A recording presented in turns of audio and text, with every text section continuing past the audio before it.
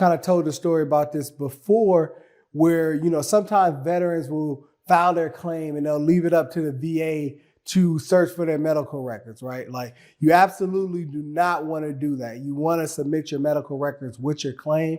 But if you're ultimately waiting to request your medical records to the tail end of filing your claim, then you're going to be less likely to be able to have all the medical evidence and things that you need. So that it's very important to put the intent to file in, right? The day you think about filing a claim. Same thing with your medical records, even more so, because if you don't have a copy of them, why don't you have a copy?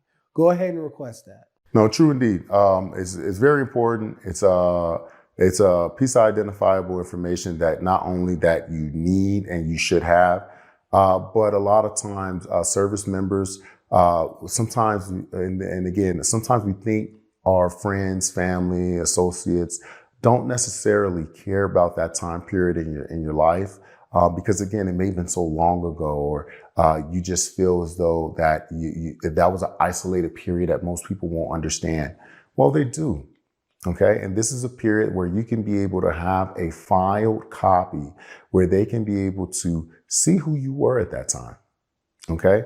For the good or bad, because your family members are going to want to make sure that they understand, their mother, their father, their uncle, their brother, their cousin, So make sure you have a copy of those. Yeah. Make sure you have a copy. And I don't know if you have any other information to provide them with, but I think another piece that definitely helps with the process, especially when you have active duty transferring out and they're requesting medical records and different things of that nature, make sure you put the updated address on there, right? Because people are relocating so many times and different things like that. And it's like, you might have your mailing address that the VA had prior to, and now the addresses aren't matching up, right? So, of course, you're going to hopefully put your most recent address on that form, but it's important to understand it might take 4 to 6 months. You might be moving, right? And different things like that. So